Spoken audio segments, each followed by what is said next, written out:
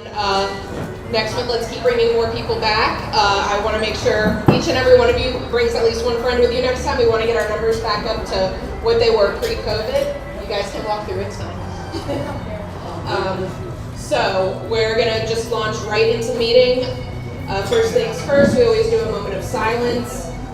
This week is Black Maternal Health Week. Thank you so much. So I just want to have a moment of silence for all of the Black women that have died due to maternal issues, died in childbirth or directly after. Black women are highly disproportionately affected by maternal health issues, and so I just want to raise that as the issue for the month, so if everyone could just give a moment of silence for that.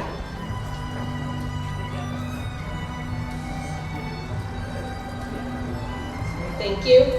And I'm going to forego the usual long-winded speech and just remind everybody that we have membership sign-ups right now, so anyone that is not yet signed up for a membership, we have 3 membership levels. We have our student membership, 18 and under, and that's at a discounted rate. We have our general membership for anyone that's a young Democrat, that is 40 and under. As long as you're a registered Democrat in Broward County, you can be a young Democrat member. And then we also have our Young at Heart membership for those of you over 40 that still want to support the Broward Young Democrats. Additionally, we are starting our endorsement process. So any of you candidates out there, please make sure you're filling out your endorsement questionnaires now, because we're going to start voting very soon on those endorsements, and we want to make sure that we're supporting all of our endorsed candidates, and we want to make sure everyone gets their information in so that we can do that. And so with that, I am going to turn it over to our board member Noel, who is going to lead us in a very quick icebreaker exercise so that y'all can get to know each other a little bit, again, now that we're back in person and not little Zoom members anymore. So. Nancy, can we remind them about dignitaries? How's everybody doing?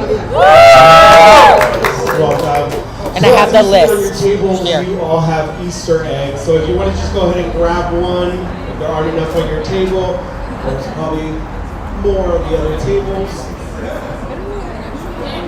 All right. So inside of these Easter eggs, you're going to find a icebreaker question.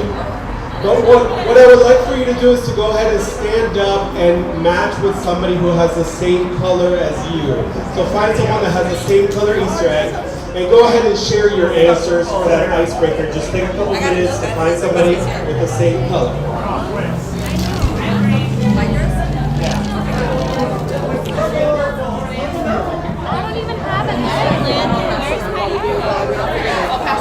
Read off the dignitaries.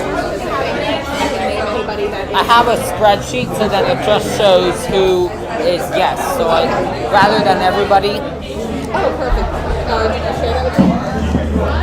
Yeah. I feel like this is very awkward.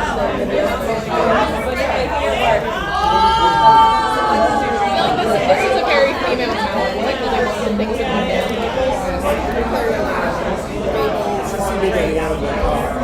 Nice coffee. I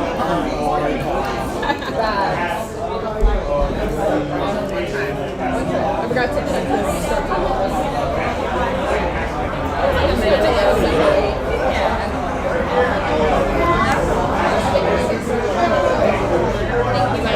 I think everybody's starting your camera because I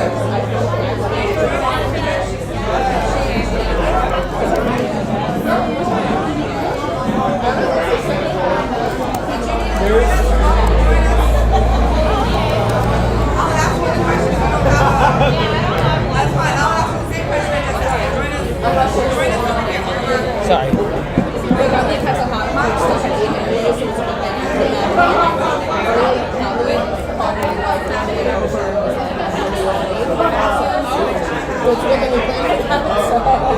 I mean, not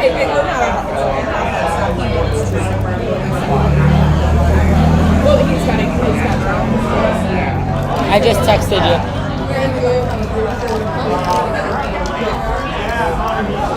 And can we just tell them the time signals, the one in the, if you don't mind.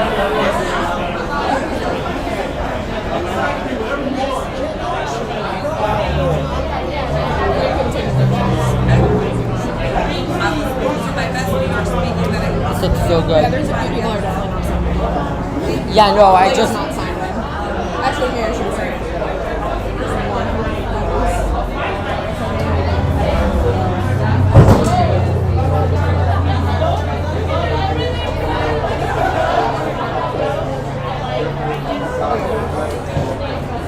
I'm waiting for them to keep coming in, but I'll tell you, I'll add to that list. But we're missing somebody. David? David's Becca? Becca, no. Oh, Nicole. Oh, yeah. But we knew that. Yeah, Rebecca and Nicole. And how many board members do we have here? 1, 2, 3, 5, 6, 7. There's 7 board. Yeah, we're good. We got it. Okay, perfect. 1, 2, 3, 4, 5, 6, 7. Well, hello, sir.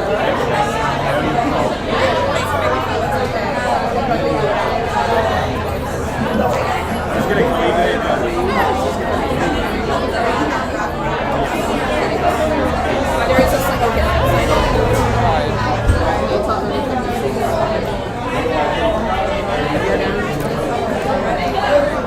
All right, everybody, let's start returning to our seats now so we can get started with our panel.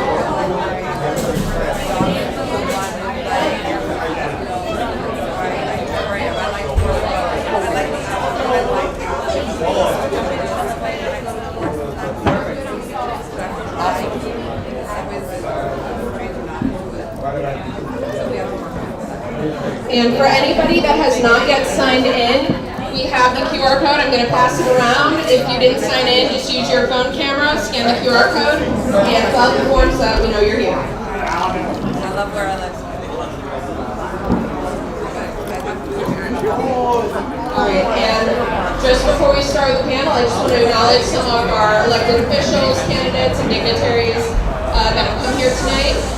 First off, a big thank you to Mayor Antonio Arcerio. He's the one that found us this venue. This is City Margate, and so we really appreciate his help with all this. We have Michelle Gomez here, who you'll hear speaking on the panel shortly, the Mayor of Tamarack. We have John Moreno Escobar here. He's a candidate for School Board District 6. We have Pauline Amir here from the Margate Democratic Club. So again, thank you, City of Margate. You've been very hospitable. We love being here. Carly Richardson here for, I really apologize. I'm going to try my hardest to get this name right. Gutiel Ruiz. Nicholas. Did I get it?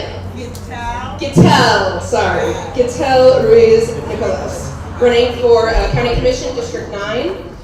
We have Daniel Mulieri here on behalf of Congresswoman Debbie Wasserman Schultz and also the corresponding secretary for the Broward Democratic Party. We have Representative Michael Gottlieb, who did not sign in, but I know he's here, who's also one of our panelists tonight. We have Andrew Dolberg here on behalf of candidate Jared Moskowitz for Congress, and another person that did not sign in, Clay Miller, candidate for House District 101. Make sure I get the number right with the new district changes. I apologize if I missed anybody else, but it means you didn't sign in, and so make sure you sign in. And with that, I'm going to invite all our panelists to come up and turn it over to Patrice, our lovely moderator for tonight.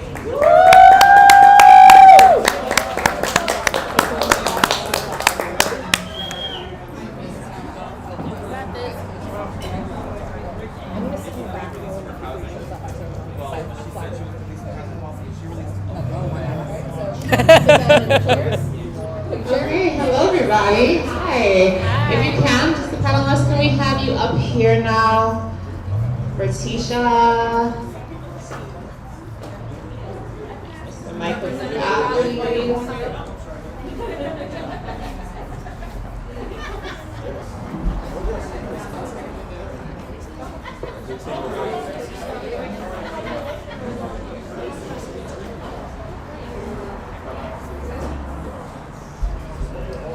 All right, so welcome to our meeting today. I'm so glad to see all of you.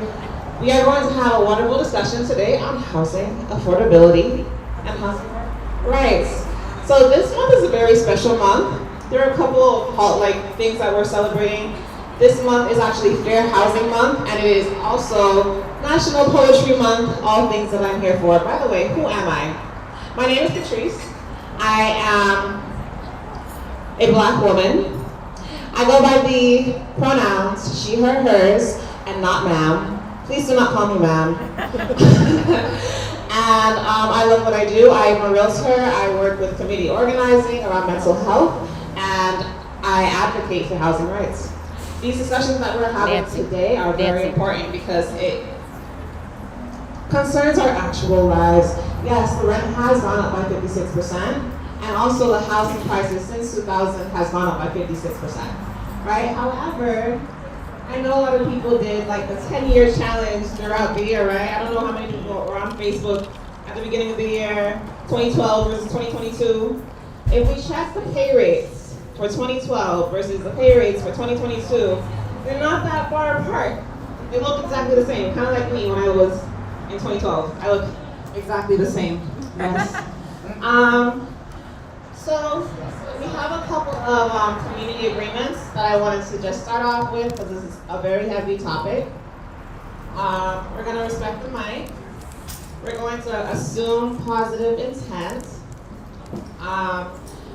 We are going to also recognize that this is a discussion and not a debate. So no one's answers are correct here.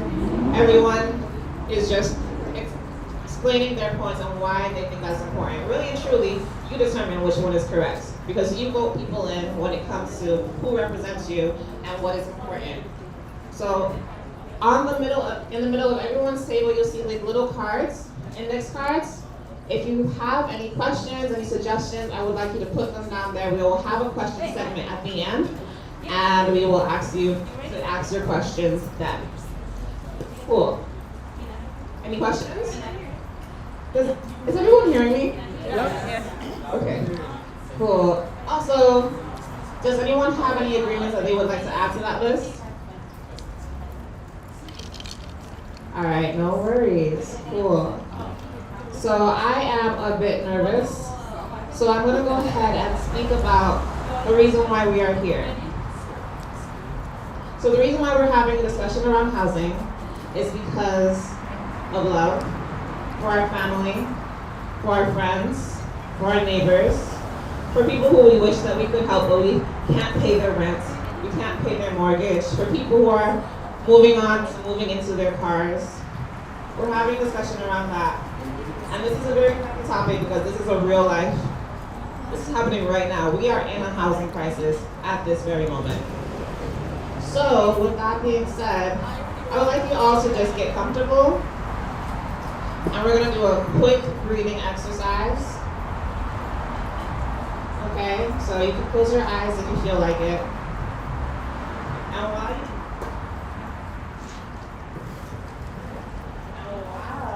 close your eyes, I would like you to think about that person who gives you happiness, that gives you joy, that gives you peace, that person that you would fight for. I want you to think about a scenery that gives you peace, whether that be a lake, or the beach, or the woods, the trees, in the midst of dancing, in the midst of cookies, whatever your desire is, whatever that you love. And just take a deep breath in. 1, 2, 3, 4, and out. 1, 2, 3, 4. We're gonna take another deep breath in. And out.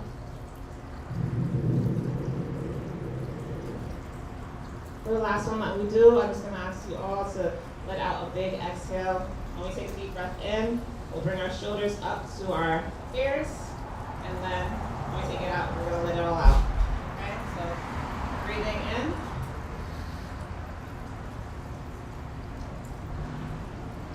And out. All right, thank you for doing that with me. Okay, so before we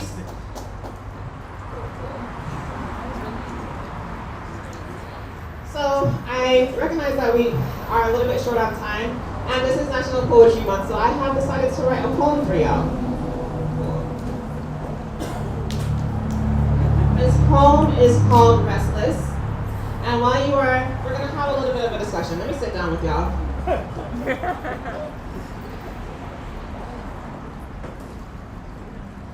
Okay.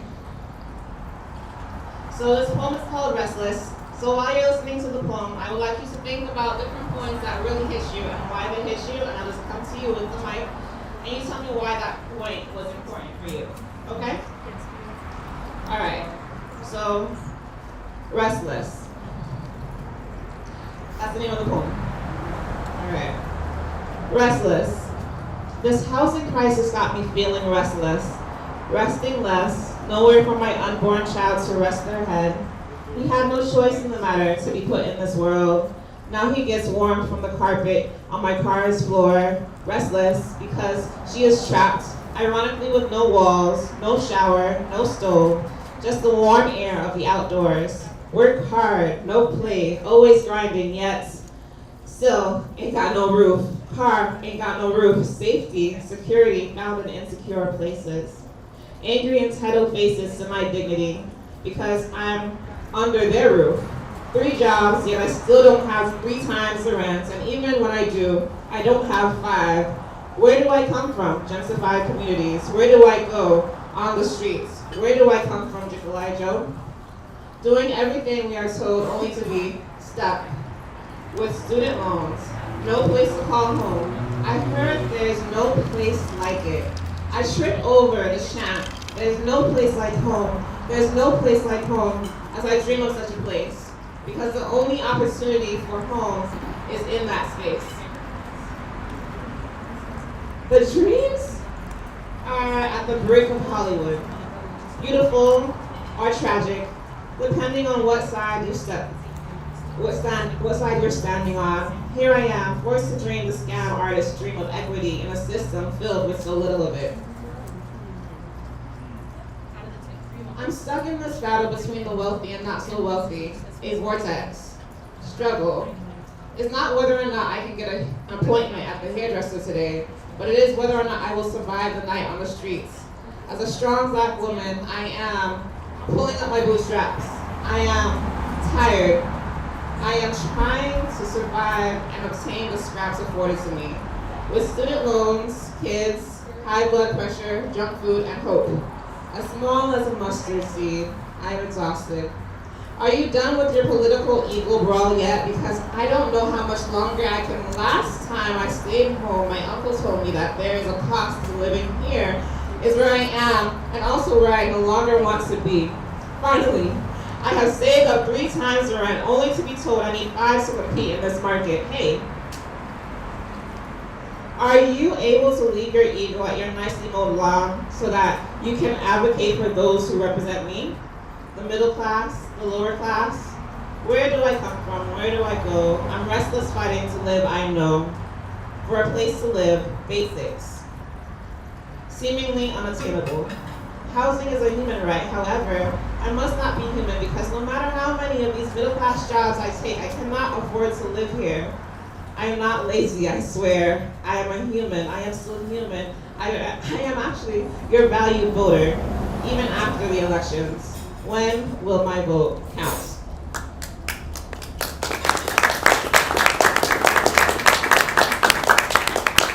Where do you come from? Where do you go? Where do you come from? Different Elijah. That's not the words. All right. So, does anyone have any points that you picked up from the poem? Hi. My name is Matthew. I think the point that stuck out to me was that even if you have a middle class job, it's kind of so hard to find like affordable housing in South Florida.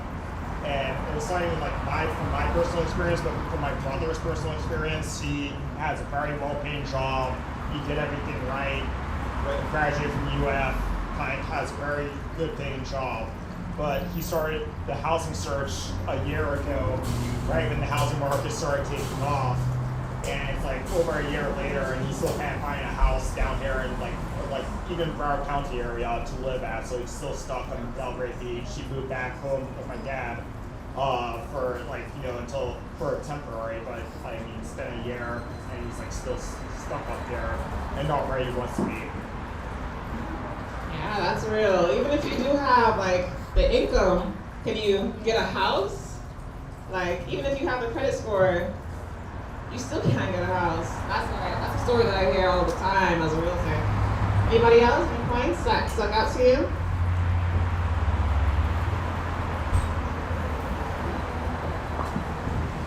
I think that one of the poems said, people living in their cars, people living in the streets. Sometimes we don't notice that, but there's a lot of people who don't have a home, they don't have a roof under their heads, and we really don't look into them.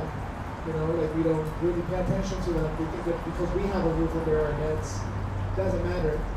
There is hundreds and hundreds. So, for example, students in the school district that leave in their cars with their parents. And you know, I think that to your last point, I'm still your voter even after the election. We still would have a roof even after the election. So also, like, who determines like where the vote goes, right? Isn't it the census? And does the census have like a space for like people who are homeless? Yeah. Or does the census have a space where people are living on someone's couch? Like They tried. they tried, but there's no location for that person. So how do they allot the money that that person needs in order to live in the community? Questions. I saw some hands. All right, so I'm gonna take some more, and then we're gonna start the panel discussion. What stuck out to me in your beautiful poem, I sent you the video of the whole thing also, was when you said not lazy, because a lot of the people assume homeless people facing homelessness, people who are behind on rent or other issues they're facing, that it's something they did that's wrong, not that, you know, all of these issues, that pay hasn't gone up, all these other things. And all of what you said, I'm seeing these cases, real life, kids in the car with the mom, happening in South Florida, and I'm really proud of BYD for hosting this event, for talking about this issue. A lot of people, you know, say it in politics, but we're going to hear tonight what actually can be done about it, and I'm proud of BYD for that. All right, one more.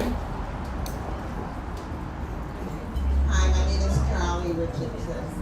What stuck out to me is when you were saying, home, I want to go home. I work for a nonprofit organization, and I work at Pompano Beach Middle School.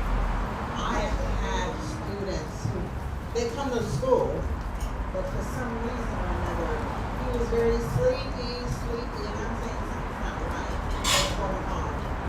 So, in the afternoon when mom picked him up, can you hear me now? When mom picked him up, she was explaining to me they are homeless. They were evicted from their apartment, and she sits at the top. She did. So when you were saying that, that's really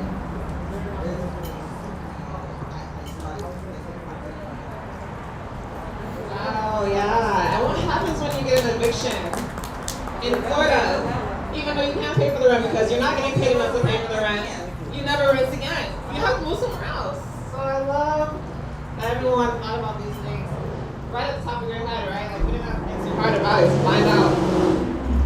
We're gonna have a discussion around housing. It's serious, and we need your efforts in order to make this difference. The Sadowski Fund, yeah, so they have openings available for people to go ahead and join the affiliates so that we can have a voice when it comes to housing and where the funding is going, because that funding currently is unregulated. It is unregulated. And what happened in 2008 when the banks were unregulated? All right, we don't want it to happen again, right? I don't know, maybe. All right, so we're gonna go ahead and I will start this panel discussion. How are we feeling, panelists? I'm gonna go ahead and give everyone the chance to introduce themselves, and then we're gonna get started. Good evening, everyone. My name is Michelle J. Gomez. I am the proud mayor of the city of Tamarack, but I'm also the very proud chair of the Broward County Affordable Housing Committee here in Tamarack. In the city county. But what I really want to do is also introduce Ms. Mildred Reynolds. She is the housing community supervisor of Broward County Housing, and she's a wonderful woman, and I learn a lot from her. So Ms. Mildred, if you would, please raise your hand.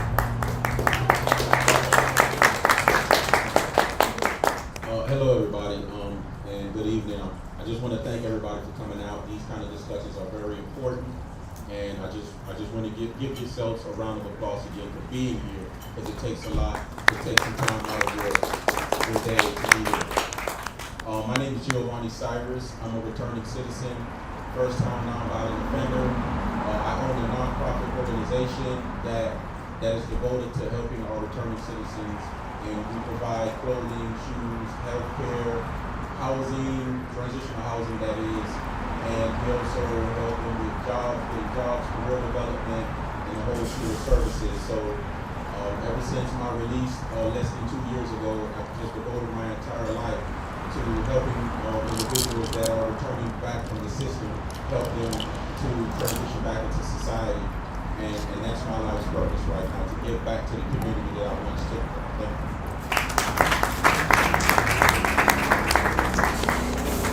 Hey guys, my name is Mike Gottlieb. I'm a state representative. I represent Baby Plantation and Sunrise. By trade, I'm a criminal defense lawyer. I have been for 30 years. I have been in the state legislature for 4 years now. I have filed affordable housing bills every single year, and every single year they've died. So either they think I don't know anything about affordable housing, or I really don't. We'll find out tonight.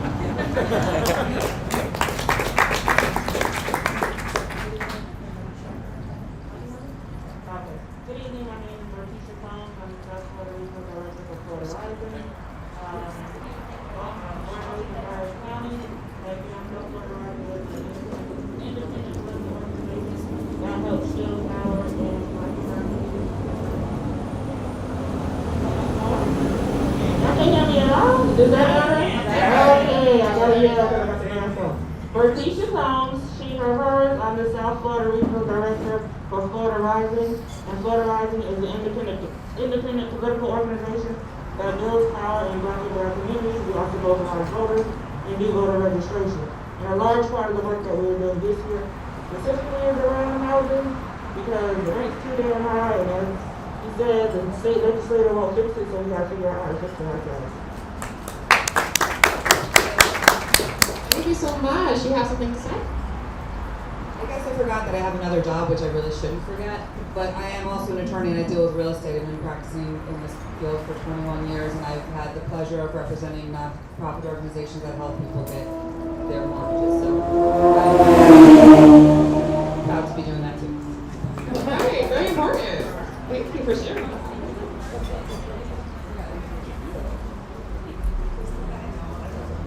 Okay, are we ready to get this started?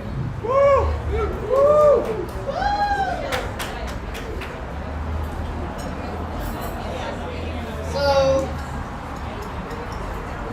the first question is around sustainable affordable housing. So we spoke about like right now how housing is not very sustainable. Like we can't do this for much longer. So I want to have you guys go down the list and say, what does sustainable affordable housing look like to you, and how close are we to it in Broward County?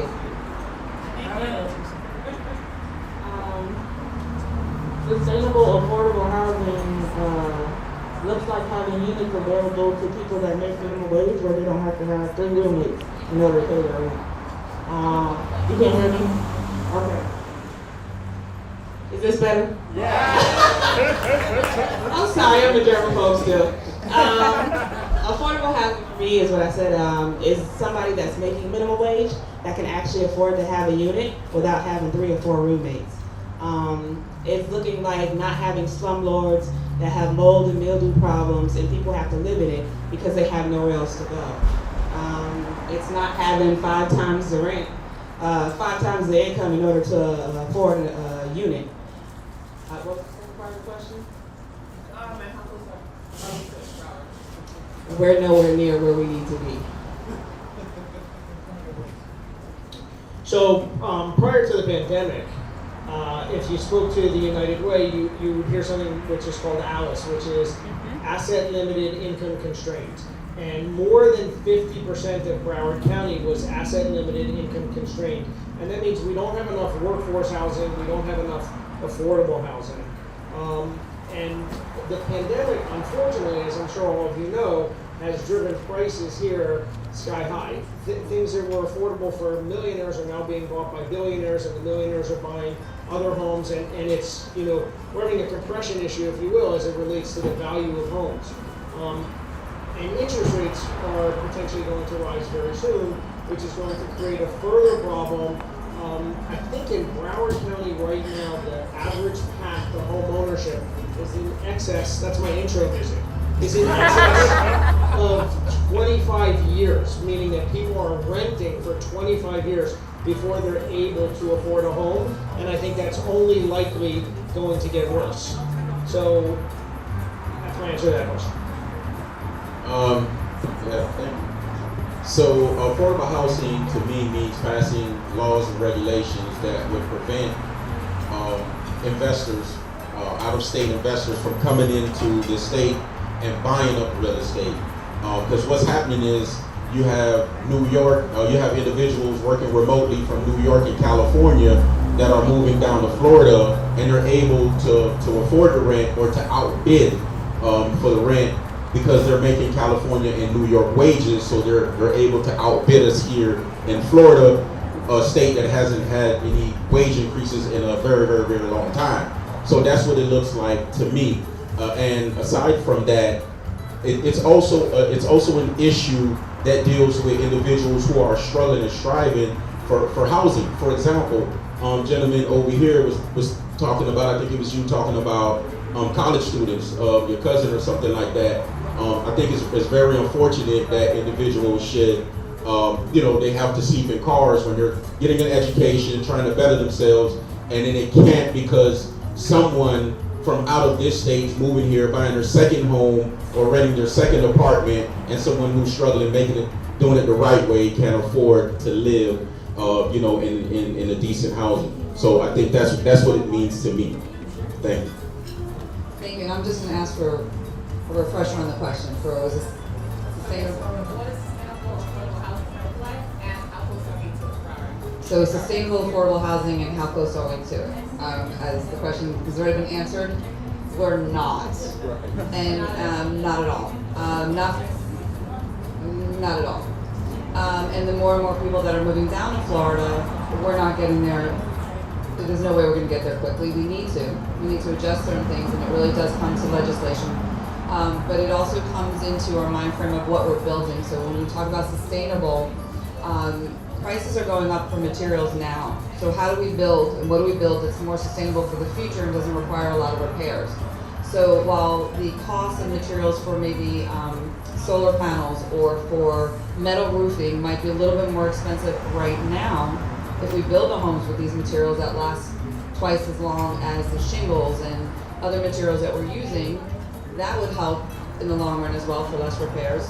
And then also the idea of maybe smaller lot lines with different type housing for people, and then also maybe bringing some of our workforce back home and teaching and getting our people to learn vocational schools and bringing the workforce back here to make the labor to be more in line with what needs to be paid for so people can afford their jobs as well.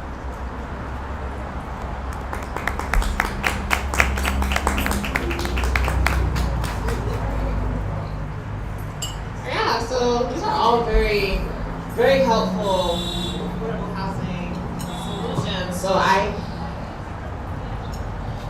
do wonder, so I like the idea of bringing Floridians back into Florida, right? However, what I find a lot of times is that people who are from Florida coming back down here can't afford to live here.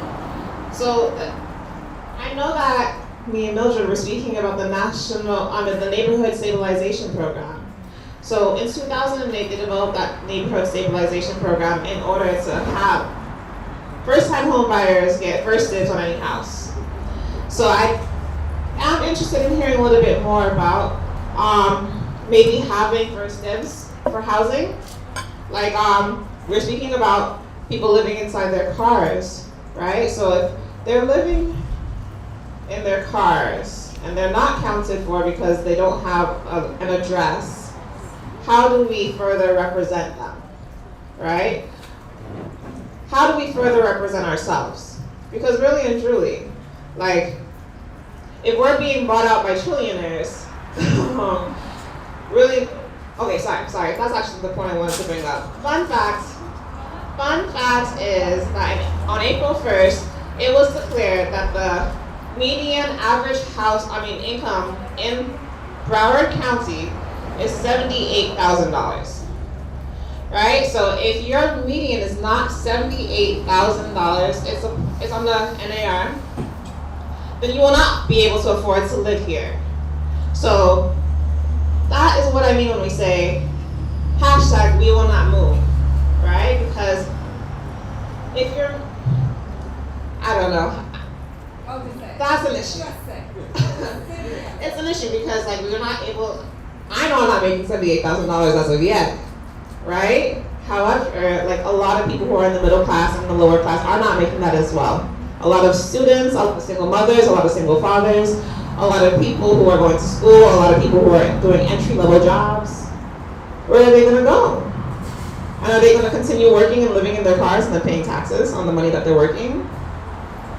Questions? All right, next question is, how do you think the history of real estate affects what is happening now in the current market in Broward County?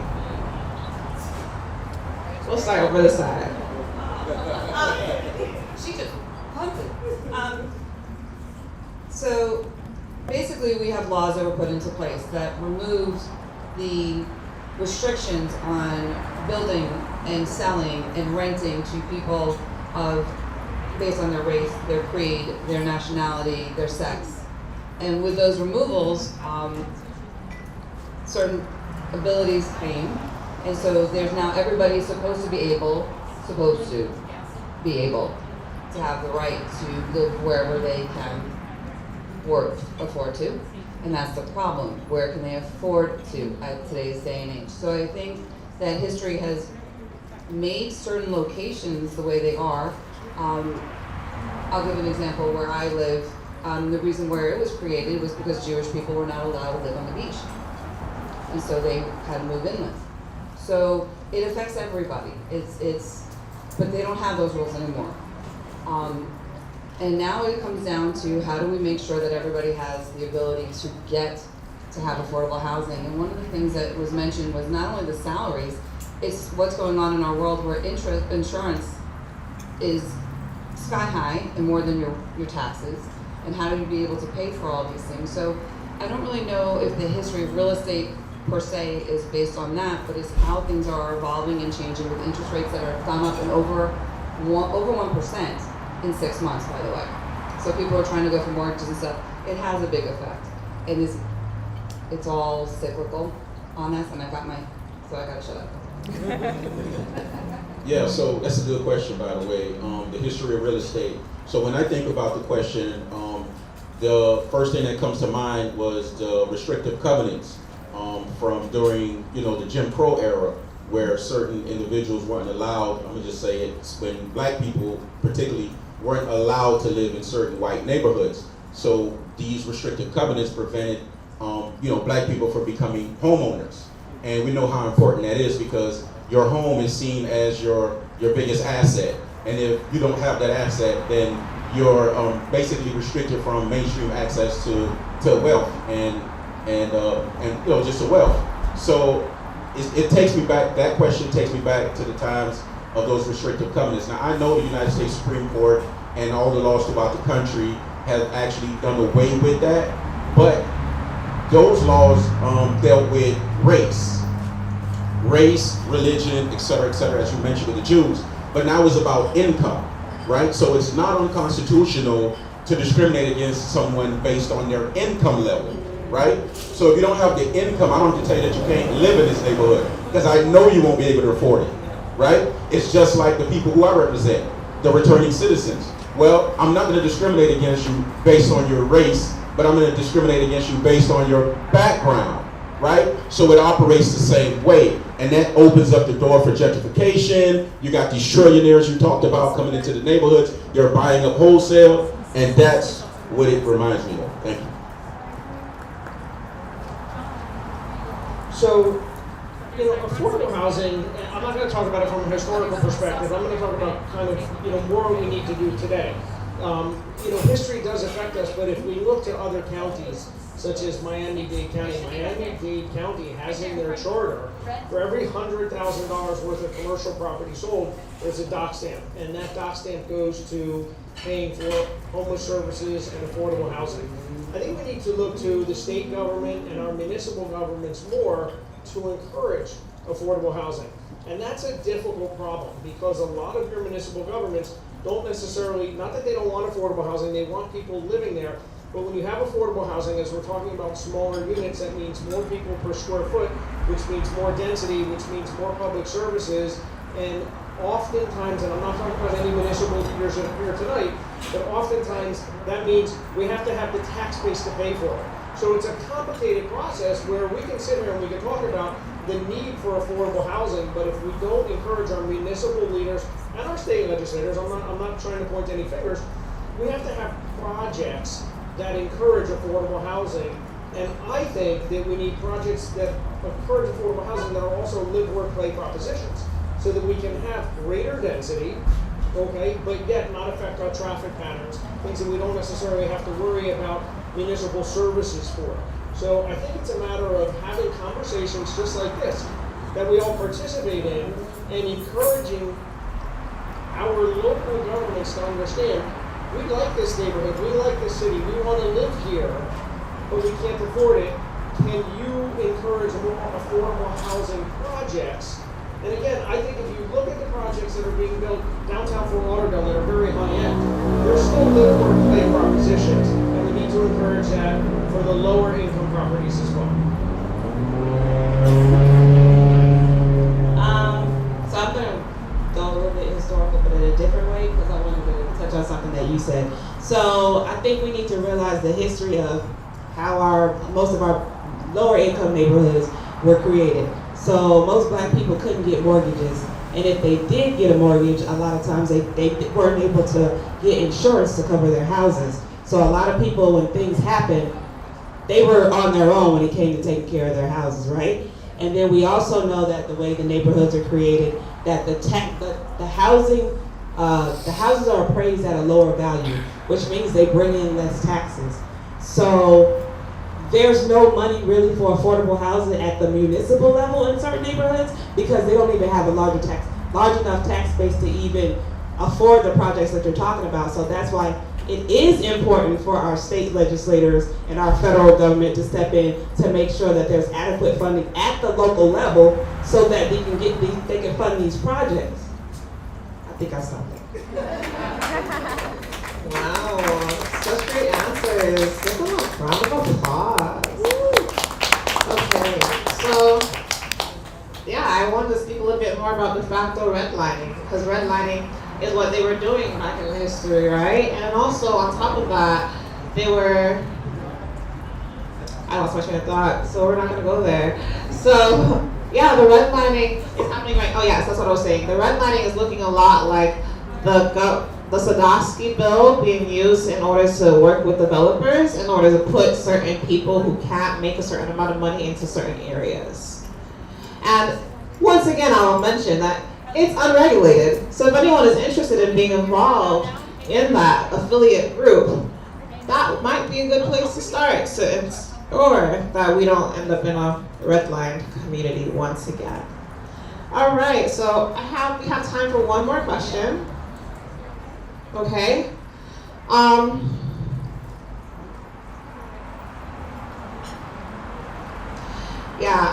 What Ratisha mentioned really does get to me because a lot of times we sell this dream, right? This dream, like if you buy a house, that you're going to be able to get equity from your house. And when you look at certain neighborhoods, like let's say 56th Street, let me tell you, 56th Avenue, right? That is the only place in the whole entire Broward County that you can get a house, a single family house to $250,000. So it doesn't matter if they sell, they're still not going to get wealth. And that's what the fair housing what fair housing bill was created for, right? So that they can remove that wealth gap. However, that's not going to move if their appraisal value is only going up by the penny, while everyone else's is going up by the dollar. It's a problem, right? So how do we get funding into those communities so that they can fix their communities so that people can want to live there? If they want to go ahead and get equity from their home, they should have the right, they should have the ability to do so, right? That was the whole point. But what do I know, right? There's a lot of talk about rental control, right? I did a little survey last time I came here. For the last meeting, I asked a couple of people, what do you think is the solution to housing? And people were saying rental control, higher pay, new development homes, subsidized housing, worker strikes, even rental strikes, right? What do you believe? I'm gonna start in the middle. What do you believe is the solution to the rise in housing prices and housing in Broward County?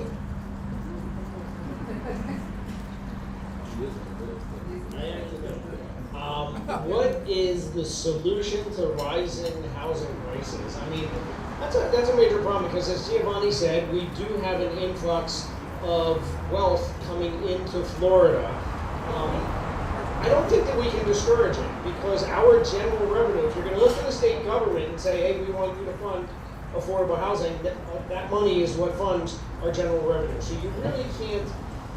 The answer is, I truthfully don't know the answer. I do think it's a combination of what I said before, which is we need to obviously get money from the federal and the state governments to assist the municipal governments, but we need to look for projects. You're talking about gentrifying neighborhoods. When you gentrify a neighborhood and make it nicer, wealthier people want to move there, and they're going to displace the families that are already living there. So you're going to have that same, it's a vicious cycle, you know, unfortunately, because as you take a neighborhood that you say is affordable now, and you make it nicer or than it was before, you're going to encourage people who wouldn't look at that neighborhood before to move there. You're seeing that with Andrews Avenue and Sistrunk right now, where there were people who were living there and it was affordable for them, and they're already being priced out of that market. So that's why I think we really need to look to a lot of our bed and breakfast communities where you have the opportunity to put up projects. And when I say move work away, residential, retail, commercial, where people that you don't have to commute to work, you can live within a relatively small footprint that you can afford. I'm getting cut off. But I think that's part of the solution, and I think we need to look towards what Miami has, which is a dock stamp on commercial property sold, which is sort of a Robin Hood type of a proposition where you're getting money from the wealthy and giving it to the poor. Thank you. And actually, to piggyback off you were saying is the same thing. I think just placing just higher taxes on foreign investors coming into the state and buying up the real estate, because those funds could then be used to help those with work that live in workforce housing, or to build more affordable workforce housing. Because it's not fair for someone to work for the trillionaires and billionaires that are buying up all the real estate, but they can't even afford their own homes, right? That doesn't sound right? So definitely, I believe policy should be put into place, and there should be taxes on foreign investors investing into this state, especially in real estate. As I mentioned before, it's so your house is perceived as your biggest asset. And if that be the case, what does that say about those who are unable to afford their own homes? And will they ever have access to wealth? That's my point. Good points, like that, and it is up to legislation. Cities do have affordable housing, many cities do. We don't have some of the land in order to redevelop. Broward County is very built out. So where are we gonna do it? So able to bring in more housing, we need to knock something down. We need to redevelop. I do believe in the live, work, and play. I believe in the multi-use complex. It is very good to be able to have that kind of freedom, and we have people who will really enjoy it, like Matt. I grew up in New York City, and so I'm used to living in an apartment building and walking down the street and getting on a bus and getting on a subway, and we don't have that here. So one of the things that we're gonna have is a little bit of a growing pains issue. We're about 52, well, Dane is 102 years old, but We have some things we have to go through, some challenges first, because we need the transportation to get the people to the jobs. We need to do things creatively to be able to understand that together we can make sure that everybody has a place to live, the type of housing they want to live, because not everybody wants the mansion. Some people really do like the apartment structure. Some people like the zero lot line. They don't want to mow the grass. So how are we going to do it? But again, as we talked here, the conversations need to be had. I like the idea of the taxes. I know through a Broward County Housing Committee, we tried to figure out a new doc stamp just for Broward County transfers of things. So we just got to do some creative thinking and being willing to go through it together. I've got my cue, so I'm all yours.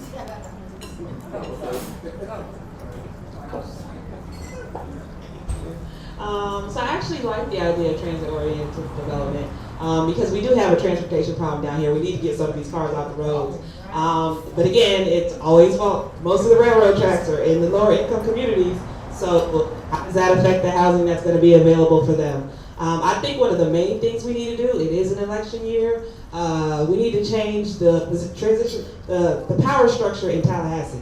Like, we can't get nothing passed. Like, if he's putting housing bills up, we literally can't get them passed. I know my organization has put housing bills up the last 4 years, has gotten nowhere because of the structure of Tallahassee right now. So I think it's important that people remember every 2 we have an opportunity to change what that looks like so that we can get some things passed at the local level. I wanted to say something else too, but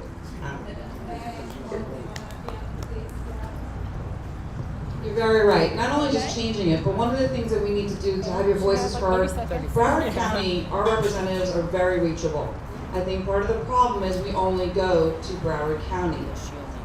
You need to go to your other elected officials. I know that I've shown up in some other elected offices and I was surprised with some of the things I said to them. I wasn't thrown out. But that's fine. You get to know them and you get to make sure that they hear you. Because if they don't hear your voice, they're not going to be able to know. I know I spoke to one representative in the northern state who didn't realize about the vacation rentals and what it was doing to people because they never listened to it. They never had the opportunity. So I recommend not only going to our Voices for Our Broward contingency, but have your voices heard in other places as well.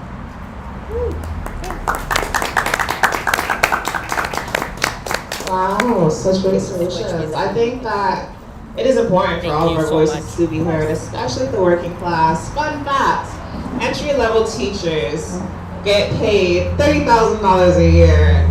And in order to live in a one-bedroom house for rent, you need to make at least $45,000 a year. These are teachers, right? We say that these are our essential workers. So how is it possible, you know? Strange. We're moving on to the next segment where we're having the audience ask questions to the panelists. So, we have a couple of hands. All right. No hesitation. I love it. All right, so I'm going to come right over to you, Andrew. I'm going to come to you. I thought you said candy. Hello. Thank you so much. This has been a great panel. We really appreciate all of your insight here. My question is about the special session that might possibly come up after this special session on redistricting, which is regarding insurance company prices. That's obviously a large part of the conversation about housing affordability because it's all these extra costs that stack up. So for all of you, but especially for Representative Gottlieb, who's probably be working on this issue, what do you see happening in that conversation? Do you think there can actually be bipartisan progress on this, or is this going to be another unfortunate issue that we talk about and it goes nowhere? Bipartisan? I'm going to start to answer that question before I get the mic. Number one, I don't know if we're going to have a special session. We are thinking a majority of Democrats voted to have a special session specifically related to the property insurance crisis that we're having here in the state of Florida. Obviously, you all know that we did not address 1 it minute in to answer session. questions. I don't think that the legislature wants to address it prior to November. So when Andrew asks, are we going to address Nikki's it gonna after be here this at 8. next special session, which is coming up next week, which, so you all understand what the next week's special session is about continuing to disenfranchise the minority community and not have special election districts. And I don't know if you all understand that. okay? But that's absolutely what so we're going up to decide congressional districts. And the governor does not believe that we need minority representation districts anymore. So that's what we're going up to do, is to vote out minority representation districts. I'll be voting against the bill. I haven't seen it. I voted against it. The first time it was up, I'll vote against it again. But it's going to pass, and it's going to disenfranchise, obviously, the black community in a certain way. After that, I think after November, we may have a special session. That's what people are suggesting, that we're going to do it for property insurance. I will tell you, there is no easy solution to the property insurance crisis we have. We need a full insurance reform here in the state of Florida. We need to get rid of bad faith denials and insurance companies running up huge legal bills. We need to establish a CAT fund that's appropriate in the state of Florida. We had the money to do it this year. We had $10 billion of Biden bucks. I'm getting pulled off the question again. We had $10 billion in Biden bucks and infrastructure money that we could have used to fund a reinsurance program here in the state of Florida, and that's another part of the process. But fortunately or unfortunately, I'm out of time to answer the rest. Is that going to anybody else? No. Nobody else wants to mention it. Any questions? I saw your hand first. How's it going, everyone? So this question, I think, is going to be more for State Rep Gottlieb and Mayor Gomez. So I'm a realtor myself, and one of the things I noticed even before COVID and before this housing crisis was, it was mentioned before in the restrictive covenants where they have in there must earn 2.5 times the income versus the rent price, and they also have, which is a protected class, they shouldn't be doing that, but also credit score. Yes. They have in there, and I understand that people have to have, the homeowner has to have, or the landlord, certain protections, but when we're in a housing crisis, how are people going to afford to even rent when maybe 10 years ago they had some issues either with an eviction or some credit problems, which most Americans face, and now they can't even rent a unit. And the other thing is, we have a lot of 55 and older communities that have rental restrictions where you can't rent at all. And what's concerning to me is it's probably some of the most affordable homes in the county, in the city, are in some of these communities. But even an investor that wants to buy it and rent it at a reasonable price can't, because they're not allowed to. So is there anything we can do to kind of get rid of some of these restrictive covenants that are also keeping people from moving into certain communities? I got it funded for me. Being the real estate. Basically, seek legal counsel is the short answer of that. But some of these things that are in the restrictive covenants are through the community, and your communities can talk to their attorney and see about removing them. It's up to the community itself. Unless they're illegal, then they can't even be enforced. But when it comes to some of these restrictive covenants, that's where you go to change those. 55 and older communities, unless they're doing certain things by through HUD and actually doing the proper paperwork to say that, there's still a percentage, I believe it's 20%, that can be under 55, but again, go talk to your attorney about that. As far as the ability to rent, that also comes into your community itself. It's really personal to the community on how to handle those things. It's not based on the city, we can't control it, we can't tell you what to do, it's property rights. It sounds like we need some restrictions on property rights. We're gonna move over here.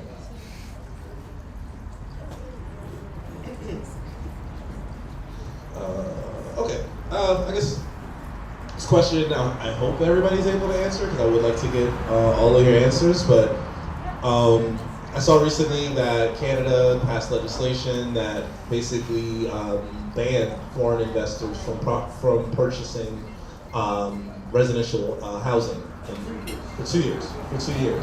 And maybe they'll extend it after the 2 years is up and see if they assess it and see that it actually helped the country overall. But either way, just wanted to get your thoughts on whether or not you think a program like that would help the community, whether it be state, local, federal, I guess in this case it'd be more local and state.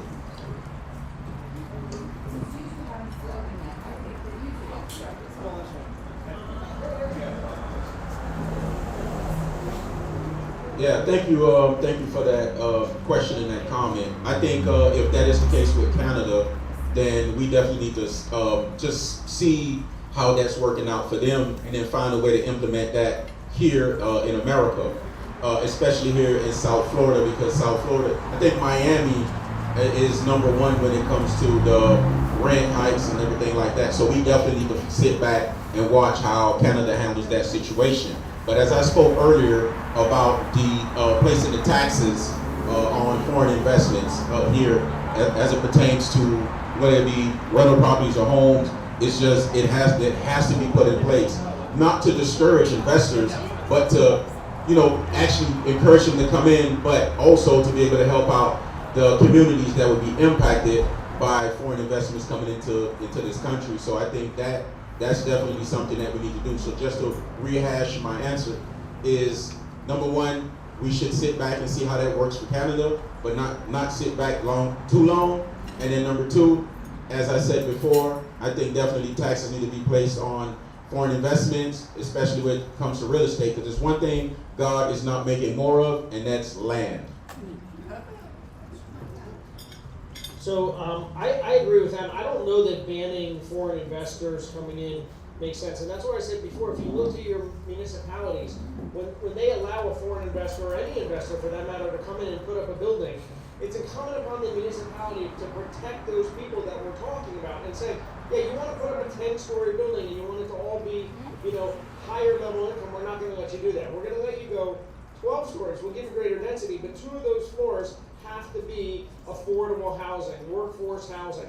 There's no reason why we can't have, especially in vertical structures, people living together, okay, throughout different income levels. And I don't think that discouraging investors is necessarily the right answer. And I think what you were talking about was specifically the single family homes. So perhaps that's one way of keeping people in their homes. But if we're talking about investors for land and land development, again, that goes to general revenue, which is our services. I think we need to encourage it, but we need to find ways to work with them, to tax them, to put dock stamps, so that we can use that dock stamp money for affordable housing. Great question. I don't know. I don't have like a personal feeling about it, and I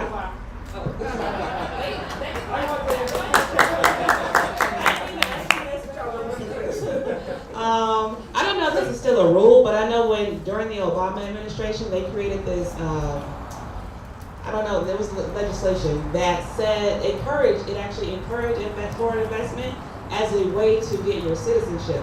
So I don't know if y'all know if that's still in effect, but if it is, that explains a lot of the foreign investment money that has come into the United States over the past 14 years at this point. So just wanted to say that.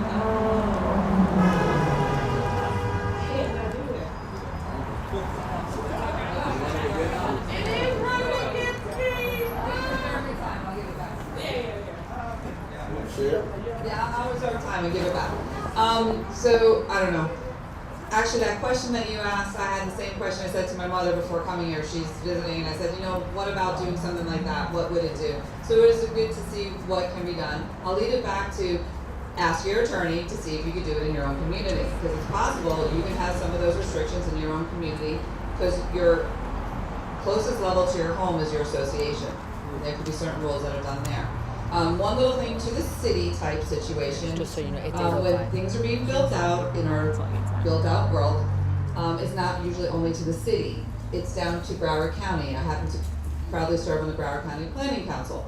So there's certain rules and regulations that go to be able to accumulate more density in the location and where you wish to build. And certain rules and regulations that are in place, because we've been working really hard to try to make sure affordable housing can go into all of the new projects that you see with the high-risers or even the single-family homes. So I'm out of time, and I reserve. I'm going to step back for 1 second. When I said municipal, I mean, no, we're not fighting up here. I mean city and county, and I will let you know The affordable housing bill that I've had has been given to me by our county. You happen to live in a great county that encourages affordable housing, as does the Broward legislative delegation. We're working towards solutions. Again, we're fighting Northern Florida, okay? You gotta vote blue, Northern here, encourage it, as Michelle was saying, upstate. You gotta go to those people upstate and change the mentality of the state. It's not Broward County. You're preaching to the choir here. No, you're fine. I remember what I was going to say. It was so good that they're trying to do more exclusionary housing. The only thing I would want to avoid is the poor doors that they have in London and New York and DC.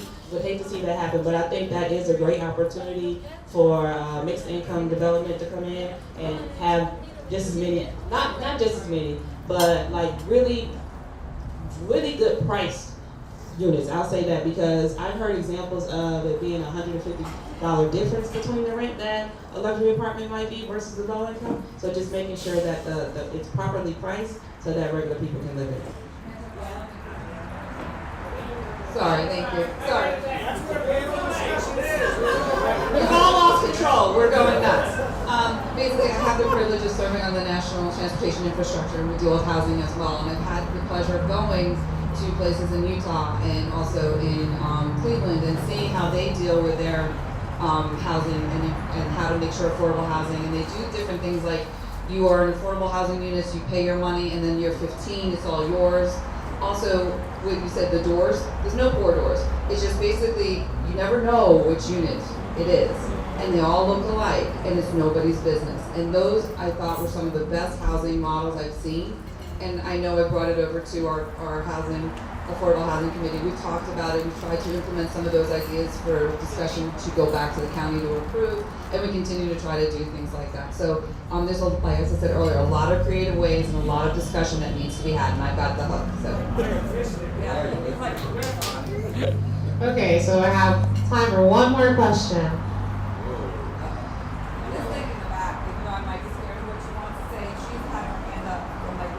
She was the beginning? Yeah, sorry. I didn't see you at the beginning, but they said that you were the beginning, so. But be nice. Hello, hi everyone. It's two questions because I'm going to ask. I have two questions, mine including his. The first thing is Broward County ready to deal with the surge of homelessness once all the rental housing assistance program ends? They're running out of funds. What do you do with those individuals, those families that's already struggling? And eviction is pending or going to be in the process? So that's question number one.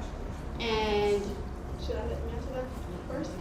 Okay, and the second question is, for people that do receive subsidized housing, they still need 5 times the rent. And although, discrimination law, but it still happens, especially with private investors.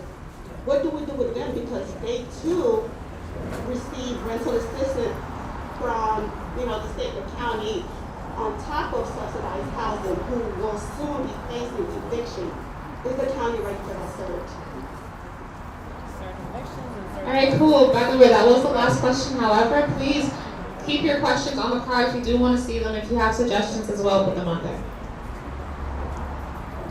I wanted to go first on this. Sorry, well, no, but and we're probably gonna say the same thing. So Broward County has a source of income ordinance where if people are not accepting your vouchers or not accepting vouchers for people, no matter what kind they are, you can file a lawsuit. Like plain and simple. It sucks that you have to go that route, but there's no discrimination allowed in Broward County based on source of income.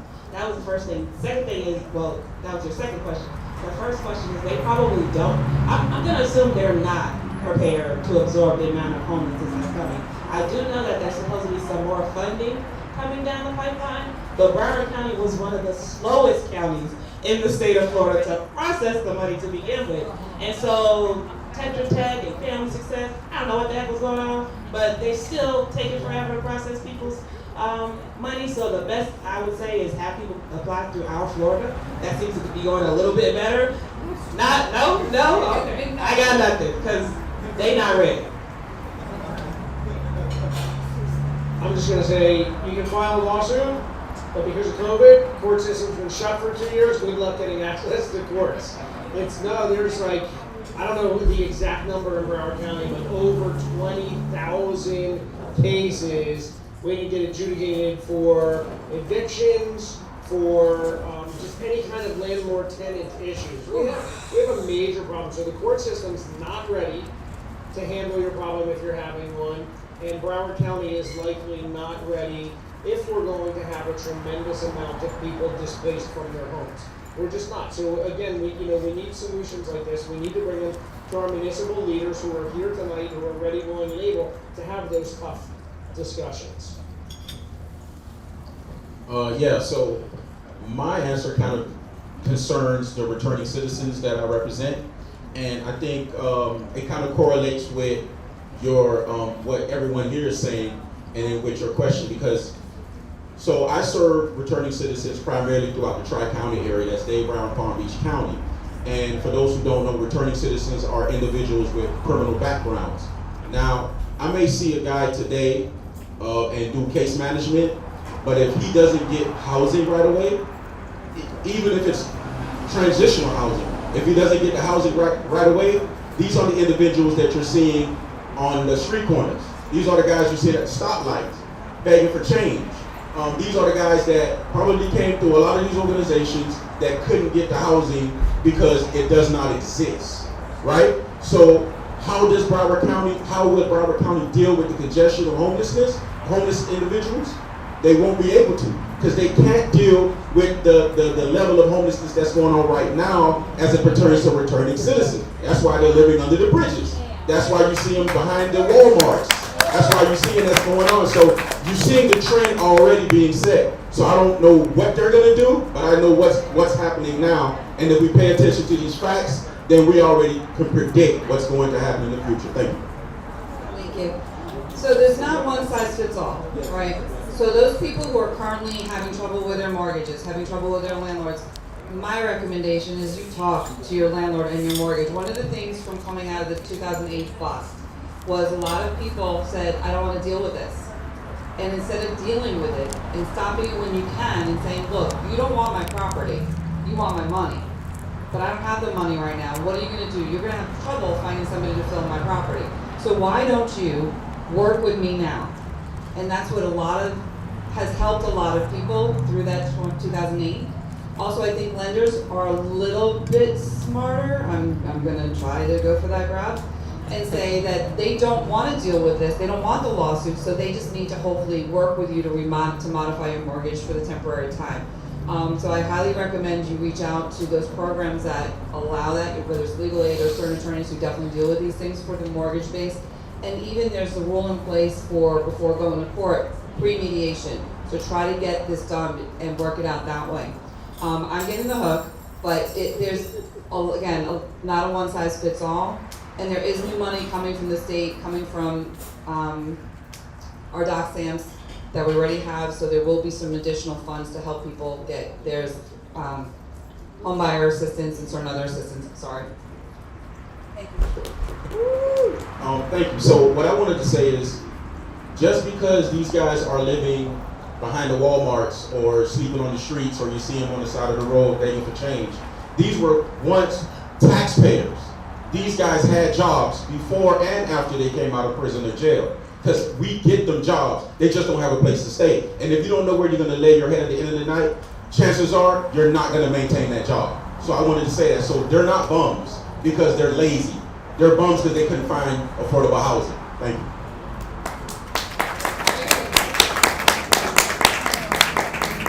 Wow, can we give the panelists like a round of applause? We spoke about a lot of important things today, and we are completely out of time.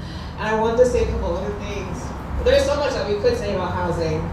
However, we cannot have them all. This is not the end of this discussion, right? Like, we can take action in other ways. There are several ways throughout history that we have taken action in order to maintain our housing. Other than begging for your landlord so that you live in the house that you work super hard to stay in, right? I have a couple of suggestions of what those could be. However, we don't have the time to talk about those things, right? So I'm going to hand it over to Nancy. Thank you very much, Patrice. Thank you, panelists. We will send out all that information.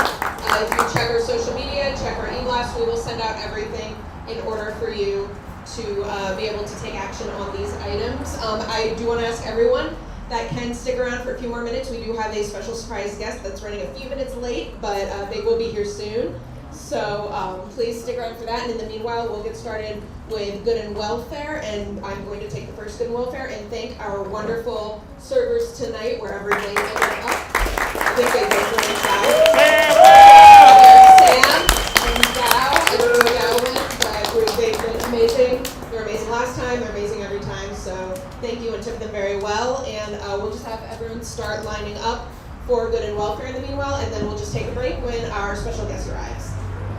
So, Thank you very much, everyone. Thank you. Tough questions too. Y'all answered them though. You answered them. okay, so who's first? All right, we're gonna have the mayor go first. Good evening, everyone. I want to thank everyone for coming out to the great city of Margate. I'm Mayor Arcerio. I'm also the youngest mayor currently serving in Broward County. This is really a win-win for everyone. It's a win for the Democrats for being here in big numbers. As mentioned before, we've got to turn out big in the November election. It's also big for the city of Margate. When I got elected, I promised to be the biggest cheerleader for the city, and it's just a great honor to have so many people coming out. And this is a family-owned business, and they are absolutely thrilled that we're meeting here on what would be a Monday night, a slow night of the week. And the owner, Peter, was here. He was so happy to see everyone and having a good time. So give it up again for the restaurant owner, Peter, and Sarah and Val. And I just want to touch briefly, because tonight was such an important topic, especially for me as someone that's involved in real estate and for my city. You know, our city commission took great steps to help better the community and improve property values in the city. And we have to address it in two parts. The current homeowners, Margate is a working city. We're not a rich city. And so we wanted to find a way to make sure that our homeowners increase their wealth who otherwise wouldn't have any because their home's their biggest investment. We spent a lot of money in our parks, and Margate, the city of Margate has the best property percentage value increase. One of the best, I think the top 3 in the county over the last few years, and it's because of what our commission's done. But also in terms of affordable housing, it's supply and demand. And we need to increase inventory here in the county and in the state. And at our last city commission meeting, we just approved 250 apartments going up, mostly 1 and 2 bedrooms, which are going to be for affordable and workforce housing. And we've got a lot of other development coming into the city, so hopefully more supply, which will drive down rent prices. Now I want to introduce our Vice Mayor, Anthony Caggiano. I just want to thank you all for being here. The motto of Margate is together we make it great. And together, we have got to get rid of this governor. This governor thinks that he knows better than a woman what her body is all about. This is a governor who thinks that people should have more guns and have more debts. Listen, we're worried right now about housing, which is important. But I'm worried about all of your future. Your future is what's important. You are the next leaders. You are the leaders of the future. And it's important that we leave you a world that you can actually work with and not have to spend your time trying to save. So thank you for being here. Thank you for caring enough to be here and be young Democrats, because this is your future. This is your world. Thank you for coming to Margate. All right, and now we're going to take a break for just a minute because our special guest has arrived, Commissioner of Agriculture, Nikki Freed. All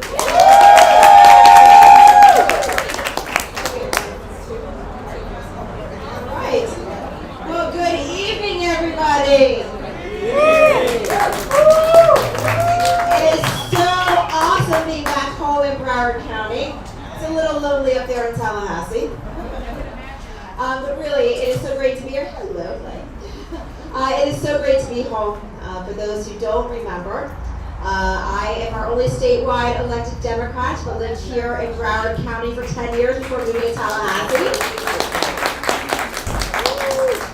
And it was you all who helped get me here in 2018. And so I don't forget where I came from.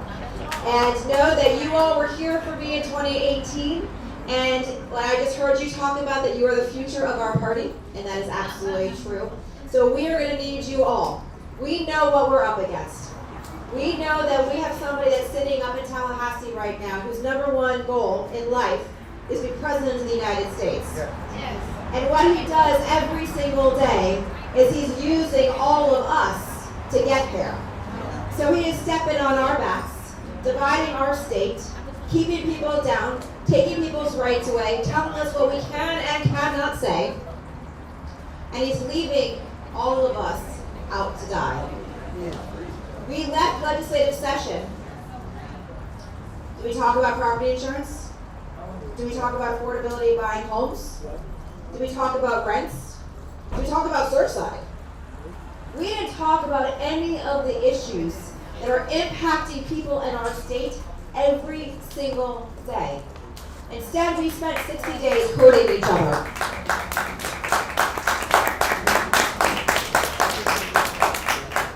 Now, somebody who's been in this cabinet with him for the last 3.5 years, there is nobody who gets under his skin like I do. When you see a cabinet meeting, and the second I'm about to start talking, there's like this twitch that he gets. I wear that as a badge of honor. And now, as somebody who went to the University of Florida for undergrad, master's in my law, and I'll go Gators from my Gators in the crowd. Go Gators. And he went to some Ivy League schools up in the Northeast. Let's talk about an elitist. That would be him. But every time that we get into like these battles about the Constitution and about what's right and what's wrong in our statutes, I do also wear a badge of honor when I say UF 1, Harvard 0. Because we are beating him on all of the issues that matter to all of us. How much money have we spent on all of the laws that they have passed in the last 2 years? That is on our dime. Them coming back up to legislative session to redo the maps, that's our money that is being spent to bring everybody back up to Tallahassee. So we've got to fight back. And we've got to make sure that we are electing Democrats up and down our ballot.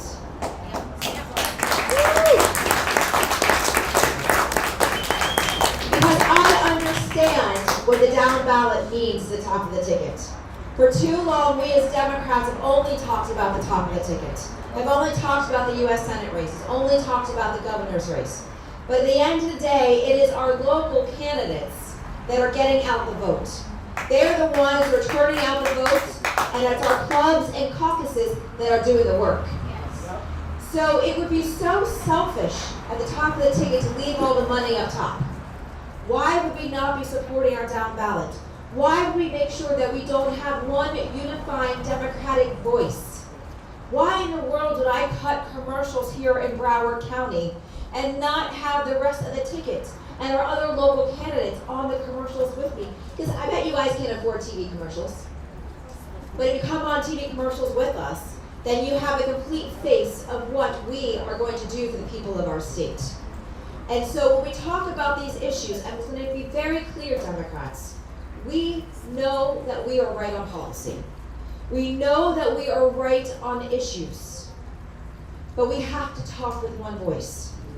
And we know that if you care about the culture wars, you know what side you're already on.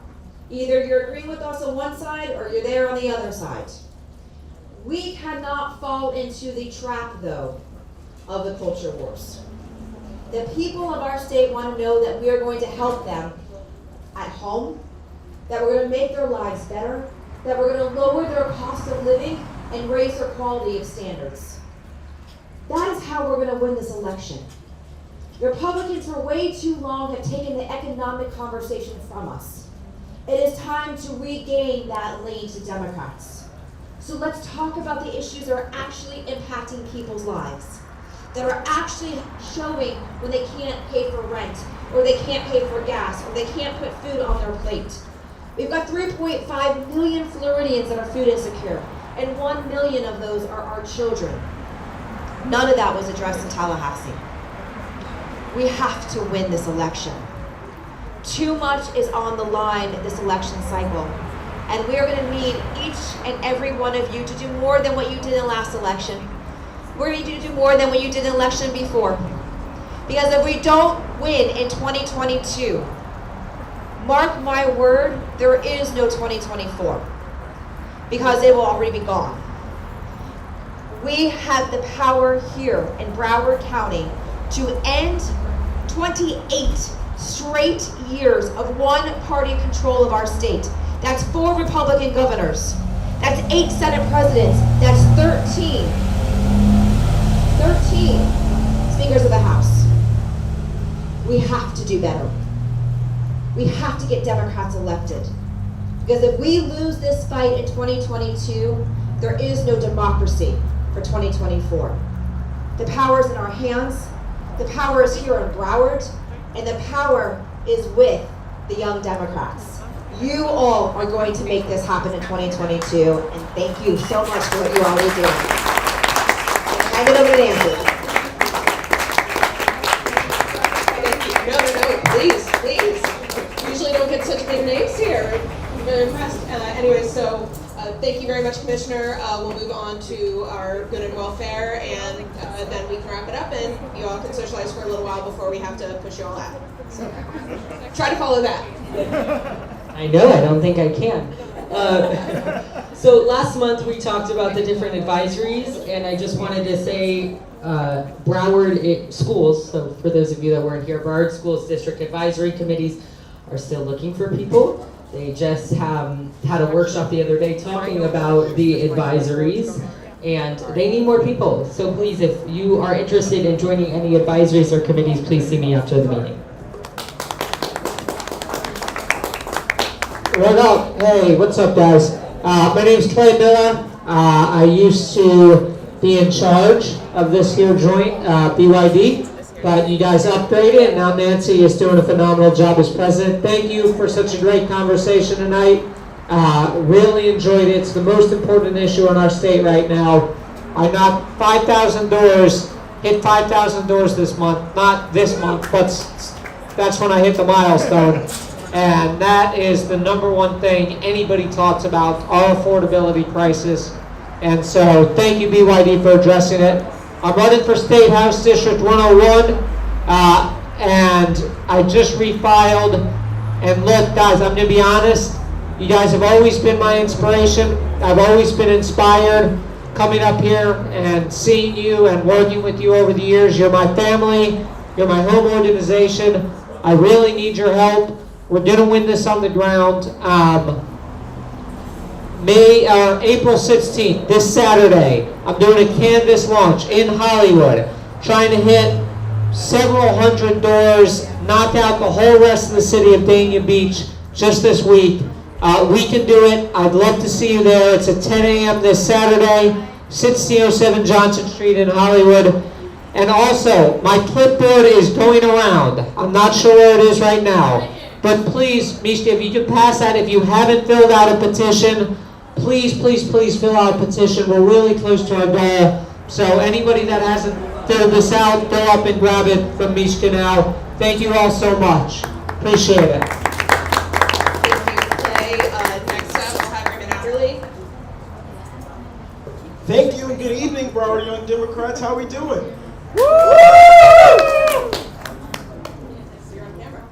Oh, nice. Hey, y'all outside over on Facebook and Instagram and YouTube. Y'all looking good out there. Look, I'm going to be real brief tonight. My name is Raymond Adderley, and I am the youngest candidate in our county's history to run for school board here in Broward County. And that might be bold, but look, here's the deal. We need to get back to a school board that is student-focused, 100% completely focused on students. It is imperative that going forward that we bring the conversation back to what do our students need in our schools on the day-to-day basis. You know, we were just talking about how high rent is here in Broward. And I'll be the first to tell you, our school board is actually considering another referendum on the ballot in 2022 that is going to increase property taxes again. We need school board members that are going to sit on that board and ensure that that process is equitable and it's transparent and it's honest. Too many times we've seen projects get jacked up on that board. My voice on the board is going to serve as one that's going to ensure that we are doing the right thing. Furthermore, we got to ensure that our teachers are taken care of. We're seeing the all-out assault on them from Tallahassee in education, period. We need school board members that are going to be able to get to the board, build those relationships with teachers and administrators, and do the right thing. And lastly, we've got to ensure that we are taking a student-first approach again. We have to do that. That is object number one. Our primary constituents as school board members are our students. And if we treat them well, all of you will be treated well, because we are in Broward raising up the next doctors, lawyers, presidents, governors, and we have to serve them well. So I'm asking for your support. I have 2 candidates running against me in this race. And I'll tell you, I'm not sure, I don't like to talk bad about folks, but I will tell you there is no one that is more concerned with the state of our district as far as education than me. So I'm asking you to go to RaymondTakesNotes.com tonight. Tonight, Democrats, I need your help tonight, today, for the rest of the summer. Volunteer, donate, get involved. And looking forward to seeing you out there on the trail with me sometime soon. Thank you. Thank you, Raymond. Next up, John. And then, Maria, are you the last one in line? Maria's going to talk about FYD convention, so make sure to stick around. Awesome, thank you. Good evening, everyone. Buenas noches. Good evening. So as you can see, I'm the only Latino running for District 6. My name is John Moreno Escobar. I am running for District 6 school board. And more importantly, I'm here because as Raymond, I'm the youngest. I'm the youngest on my race. I'm the only parent. I am a parent advocate, and I'm an executive who has been working on education for the last 12 years on educational access for Black, brown, and minority kids in New York City and here in Broward County. And I am concerned as Raymond about how our board has shifted the importance of our kids. Our kids are not important anymore. What is important for them is making sure that they are covering up for individuals who have stolen our smart bond. $800 million. They now are over budget. And now it's not millions, it's billions. So I want to go to the board and make sure that we are transparent, that we make sure that we have accountability, that we make sure that we know where our money is going. Every cent and every dollar is spent should go for the education of our kids. Secondly, I want to make sure that our parents, teachers, community stakeholders have a voice, and they could come to me through social media. That means Facebook, Instagram, Twitter, email, that I'm reachable. Currently, we have school board members that don't even have social media to communicate with their members of their communities. We have to stop that. We have to make sure that our board members are clear in communication. And last but not least, I want to make sure that our Latino and Hispanic parents are being heard. For the first time in history, there's a Latino running for this seat in a group that is more than 30% Latino. And we need our representation. I will be the first Colombian American to be in the school board. Colombian Americans and Venezuelans are the large community in my district, and I'm here because I want to represent them, their kids, and want to make sure there is a community where our systems, everything that we pay for, all that software like iReady, many of you know about iReady. But let me know, I want to let you know that iReady is not in Spanish. iReady is not in Creole. iReady is not in another language. So we have to make sure that our community, our immigrant community, is making strides in our places of power. So thank you so much for your time, and I appreciate it. Thank you, Nancy. Thank you, John. And last up, Maria is going to talk about FYD convention. Hi everyone, I was going to give a brief update about the Young Democrats of America convention, but I'll do that next time since we're running out of time. But I did want to mention the Florida Young Democrats convention is coming up April 29th to May 1st. It's Friday to Sunday. There's going to be a ton of workshops. A lot of our gubernatorial candidates will be there. And so hopefully if you're interested, please come talk to me. They have a lot of workshops going on, staff training, things like that.